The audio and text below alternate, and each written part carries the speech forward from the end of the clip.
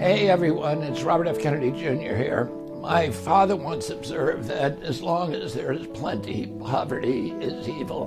Government has a role in making sure that we create ecosystems where people can help themselves.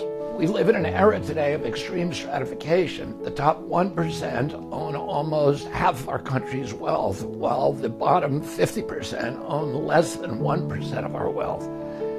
And on average, white households own 10 times more than black households.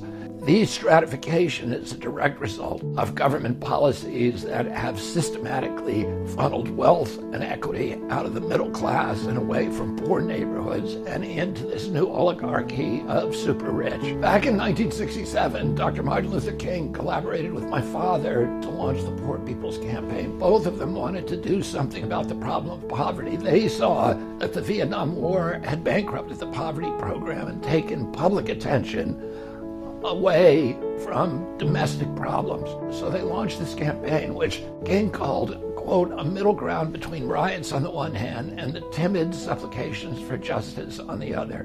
My father was one of Dr. King's key allies in this effort.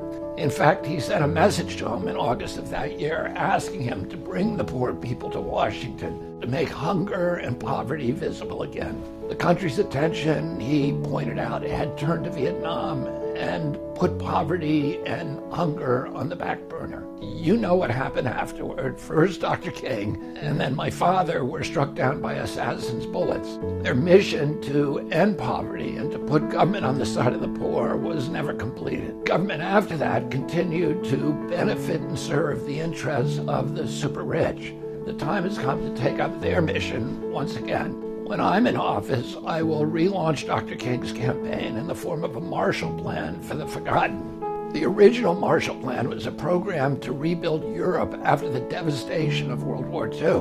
Well, now it's our own country that's devastated. It's devastated by neglect. It's devastated by poverty. It's devastated by addiction, by violence, by despair, by mental illness, by suicide. A new Marshall Plan will rebuild the places that have been hit hardest. It will direct investment toward the inner cities, the Rust Belt, the Farm Belt. We will make those communities friendly ecosystems for investment and economic growth and entrepreneurship. People in this country are hurting. They've been neglected for too long. As our country has waged one war after another and bloated the wealth of the super wealthy, tens of millions of Americans have been forgotten. I promise you that when I'm president, they will be forgotten no longer.